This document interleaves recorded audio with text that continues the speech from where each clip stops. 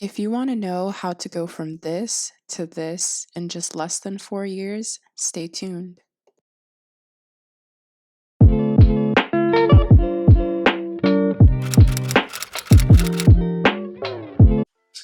Hey everyone, welcome back to my channel. If you don't already know, my name is Elta and I film videos on anything from beauty to health and lifestyle.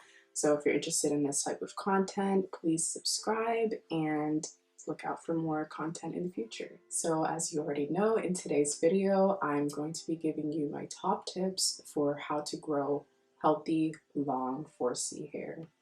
So just to give a quick background before I get into the tips, I started getting my hair relaxed when I was very young, around 10 years old, and I continued to get my hair relaxed up until I was around 19 years old. And I was already noticing in the last few years before I decided to go natural that whenever I would get relaxers, my hair just really would not last long because my hair grows back so quickly, and as you guys all know, 4C hair is not the easiest to blend with straight hair because the textures are just so different. So I would just get really irritated when I would get a relaxer, and then like 3-4 weeks later, I could already see my roots growing in like crazy. And so, I would try to hold out on getting relaxers. I would only get them maybe like once every 3 months or so, but it was still just very frustrating for me. In addition to that, my hair was just not where I wanted it to be in terms of the health of it. I would constantly get split ends and I had to trim my hair very often. So even though my hair would grow very, very long, I would always have to trim the ends because they would just be so damaged and split. So I just couldn't retain length no matter what I did. It was just really frustrating for me. So at the age of 19, I decided to just, say no more to relaxers. So I had started to transition. I don't remember how long I transitioned for, but it definitely was not a long time. I probably transitioned for less than a year, and then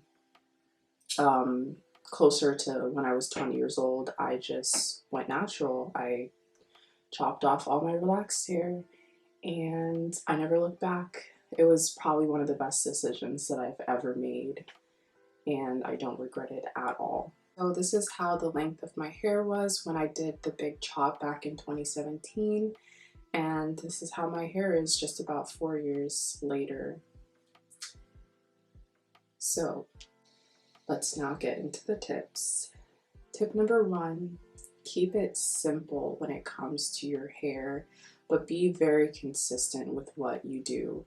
You definitely do not want to try out every and any product on your hair.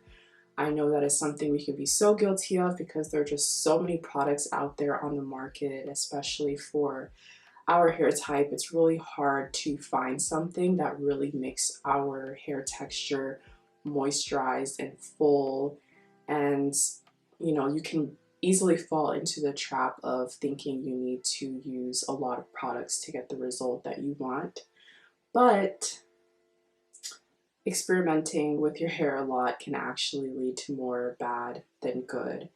So, if you're trying to work with 15 different products, you have different shampoos and conditioners that you're using, you have like 5 different deep conditioners, and you're trying out every method that you see online, it's not really going to work out that well. Your hair needs to see a pattern. So in order for you to retain length, you have to find something that works for you and just stick to it for a longer period of time.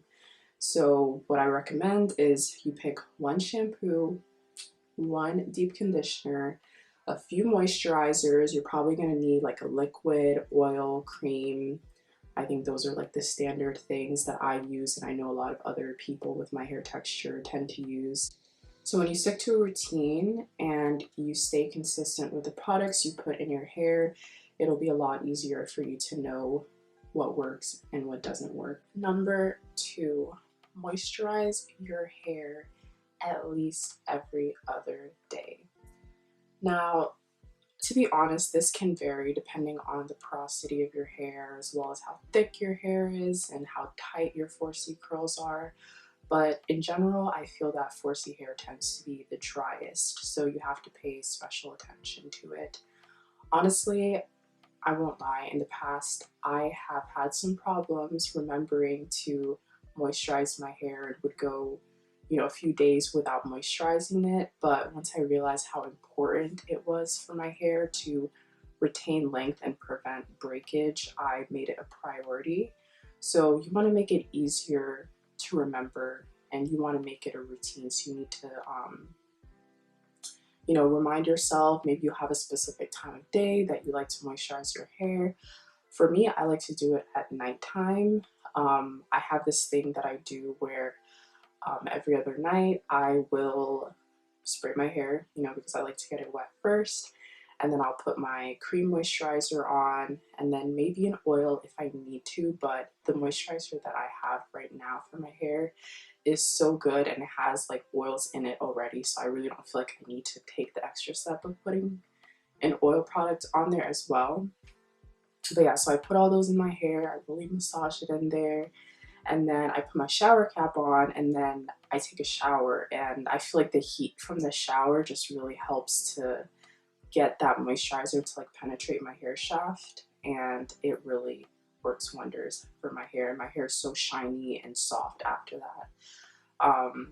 So yeah, moisturizing is very, very important. If you would like to see a video of me showing you my top hair moisturizers and what works for me, leave a comment below and let me know, and I will make that video for you. Tip number 3, know when to trim your hair ends. In the beginning of this, natural hair journey, I honestly struggled to figure out when the right time was for me to trim my hair or not, because number one, it's very important for the health of your hair. You definitely don't want to have a ton of split ends when you have 4C hair, because it's just so easy to get knots in your hair. So it depends on your preference, but I think a lot of people like to trim their ends when their hair is straightened. And for me, that was difficult because since I went natural 4 years ago, I've only flat ironed my hair one time. So that was the only time that I ever saw my hair being like pin straight. Other than that, it's just like poofy, like the video that I showed before, like if I blow dry it or something like that. So for the most part, I think that the best way to determine if you have split ends is when your hair is wet, just look at the ends that do not coil up completely, and that will be a good sign that those ends need to go. It could be heat damage if you use a lot of heat. If you don't, like me, it could just be that you need a trim. You can also look for pieces of your hair that look kind of see-through. They don't look as full and they don't blend as well with the other areas of your hair. Another thing you can do is if you pass a comb through your hair, of course when it's moisturized, if you pass a comb through your hair and it's continuously getting knotted at the ends and it's just so hard to comb through the ends, it could be that it's because you need to trim it. Because I find that if my hair is well trimmed, it's in good shape, if I put some moisturizer in it, I really don't have a lot of knots in my ends. So having, dry and unkempt looking ends is a huge sign you need to trim. So just do it. Tip number 4, eat protein and iron-rich foods. This is a tip that I honestly feel like I don't hear a lot of people talking about. I think there's more of a tendency for people in the natural hair community to, apply protein treatments and things like that to their hair. However, I don't really hear too many people talking about the importance of getting protein in your diet as well as iron. So if you don't already know, little science lesson, protein is the building block of your hair, as well as your nails and a lot of other things. So If you're not getting enough protein in your diet, good quality protein, your hair will not be strong and eventually it will start to break off. So some great sources of protein that you can consume are eggs, Greek yogurt, chicken breast, and the list goes on. Just find good quality proteins and eat them on a daily basis because your hair will thank you for it. As for iron, it's another important nutrient for you to get enough of to prevent hair loss. Our bodies need iron to make hemoglobin, which is a protein that is necessary for our red blood cells. So if you lack iron in your diet, it will cause brittle hair, in addition to a lot of other health issues that you just do not want to deal with. So you definitely do not want to be deficient. So find good quality iron-rich foods because not every product is equal. There are a lot of, supplements out there, and there's a lot of for example, cereal. A lot of times they'll be fortified with iron, but there's actually two different types of iron. There's heme iron and there's non-heme iron. Non-heme iron is not really absorbed in our bodies that well. Heme iron is the iron that is very absorbable by our bodies. So some foods that have the best source of absorbable iron in high quantities are beef, oysters, and sardines. And there's a couple other ones, but those are ones that have like a really high content without needing to consume a ton at a time. And last but not least, tip number 5 is take care of your hair when you are using protective styles. So everybody knows about protective styles like braids and twists and weaves, but what a lot of people, including me, forget is that protective styles are not an excuse to not put effort into your hair to keep it healthy. I have been guilty of just putting some braids in my hair for like 2 months at a time and not moisturizing my hair often enough. And we think that we're safe because our hair is not out, so we think it's not exposed to, all the wind and all the heat and all that stuff from outside, but your hair still needs to be taken care of, and I've had to drill that into my head. So just make sure that whenever you put a protective style in, you are not neglecting your hair. Guys, just make it a priority because if you don't take care of your hair while it's in a protective style, then your hair will grow, but when you take your hair out, you're not going to see what you want to see. It's going to be brittle, you're going to have a lot of split ends, and your hair is going to be frizzy and dry, and when you wash your hair and comb it, your hair is going to be falling out, and I'm saying this from experience.